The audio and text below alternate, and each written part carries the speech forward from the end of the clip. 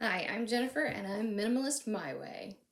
I recently did a post on buying things with intentionality rather than impulse, and so I wanted to give people a little bit more information about that. So, for me, minimalism is about saving as much money as I can to spend that money on what I want to spend it on rather than 95% of my income goes to bills alone and I don't have anything left over to explore my passions, travel, whatever it is that you want to do. One way to do that is to buy with intentionality rather than impulse. It's almost like curating a museum collection where museums, before they add something new to their collection, they don't do it because it was in the checkout aisle at Walmart. I mean, they definitely research, and I'm sure things are offered to them all the time, and they inspect them and see if they are up to their collections standards, if the demographic in that museum's area would enjoy that piece, if they already have other pieces like it that they could either put it with, or maybe they have too many pieces like it and they don't want to add another one, how much it's going to cost to get the piece to the museum, how much it's going to cost to refurbish or clean or restore the piece, and then how much it's going to cost going forward to maintain that piece's integrity, especially when it's on display for lots and lots of people. Now, obviously, our homes are not museums.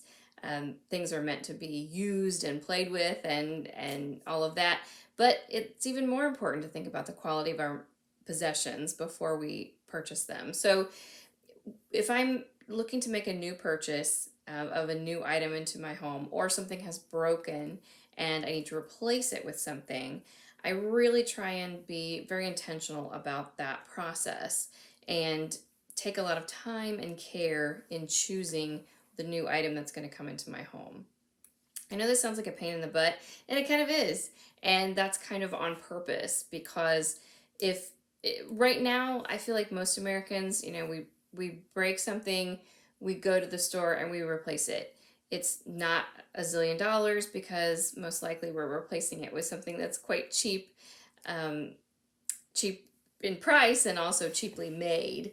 But that creates kind of a bad cycle where you buy cheaply made things because they don't cost that much, but then you end up replacing them 3 or 4 times in the same amount of time you could have bought something that was a little bit more expensive in the short run, but in the long run, if it's an item of quality, you're able to clean it and maintain it and put it back together to where it's just as good as new and it continues working for years and years and years. You might have spent more money replacing the item with cheap um, duplicates time and time and time again, where if you would have spent a little bit more time and a little bit more money up front, you may have the item for several years. It's not going to cost as much to maintain or clean, and it's not going to cost, you don't have that replacement cost built in, but once every few years rather than once every few months. Um, so, and this is definitely not an advertisement for just because something costs more, it's worth more and you should buy it. That's not what I'm saying at all. I'm saying you should be very intentional about the things you bring into your home, and when you choose to bring something new in, you should take the time that you deem necessary to really vet that item and get something that is going to be the best fit for your financial situation, your home, and the people that live in it and are going to use and maintain and clean this item for hopefully years to come. So when I look at getting something new, I make sure that it is a need and not a want, and no judgment. I mean, you you can decide that for yourself, certainly. If it's something that I do need to use or have, I look and see if it's possible to uh, rent the item, borrow the item, or if it might be worth it to buy it secondhand and then resell it when I'm done. Or if it would just be worth it to buy it secondhand. If it's something that is going to last a very long time, just because someone else doesn't need it anymore doesn't mean its use is done. Maybe you could use it for the remainder of its life at a fraction of the cost.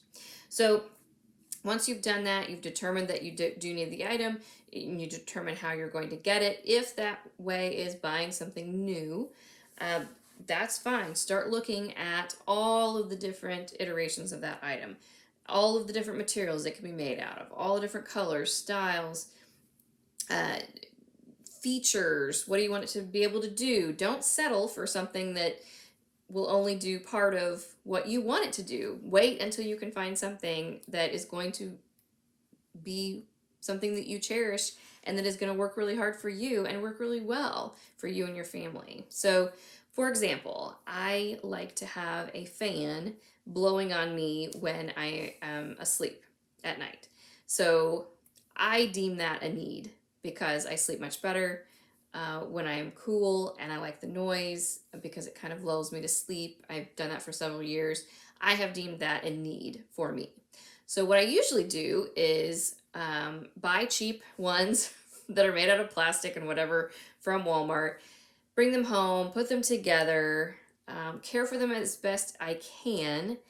Um, but a lot of times when they're made like that with really cheaply with plastic and you take it apart to clean it well because it needs it, a lot of times it won't go back together right. The flimsy plastic parts will break. It's a problem. And a fan, and I do use and abuse my fans. I mean, they're on for 8 to 10 hours every single night. So they do run a lot.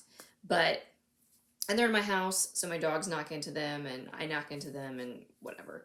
So, my fans usually last between 3 and 4 months if I buy the cheapest one I can find at Walmart.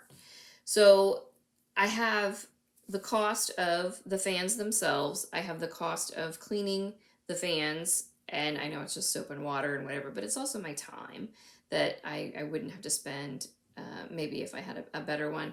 And then I have just the frustration factor and the fact that I every 3 to 4 months I'm back looking for another one at Walmart or wherever.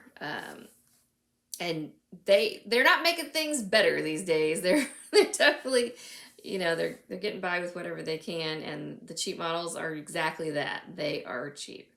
So the last time this happened, and I'm throwing a little fit, because I'm frustrated again, my husband said, "Why don't you look at all of the fans that are available and pick one that you really like and that will do things, the exact things that you want it to do?"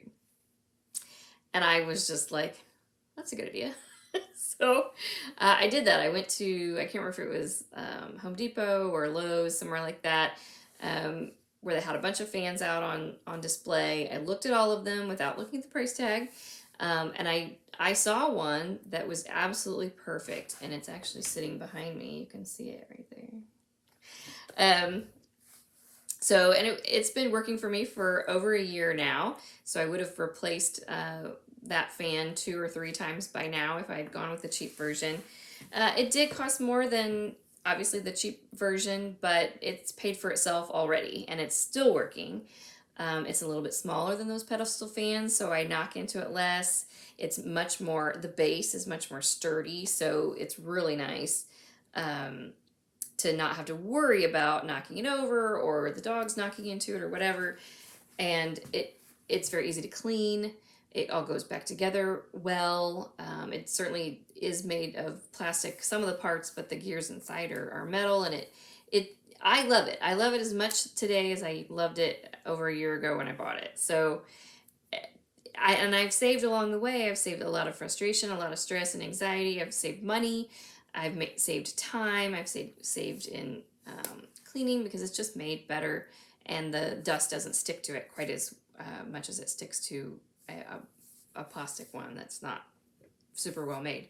So that's what I'm talking about. I'm talking about when you bring something new into your home, look at it, decide what's going to be best for you and your family, and get one that you are going to enjoy, and so therefore you're going to want to take good care of it because you enjoy it and because it does what you want it to do, rather than these cheap knockoffs that you're like, oh, I don't even want to spend the time cleaning that because it's just going to break in another 2 months anyway. I'm not going to get it back together right. All of that stuff. So buying with intentionality takes a lot of time. Think about it as like curating an item for your home rather than just purchasing one. And then get something that you really like and that's going to last a long time. You can do this with anything from tires to blenders to hair dryers to fans, whatever. I mean, maybe not don't do this with things at the grocery store that you're just going to eat, in 2 days, but things that you're wanting to own for a while, definitely take the time to really find one that you are going to enjoy and want to take care of and that's going to serve you well.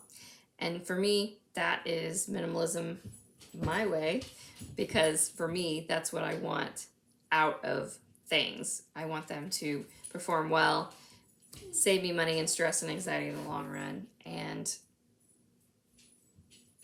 just make my life better. All right. Thanks for watching. If you wouldn't mind, please like and subscribe. You can find me at www.minimalistmyway.com or on Facebook at the same. All right. Everybody be minimalist your way. Thanks. Bye-bye.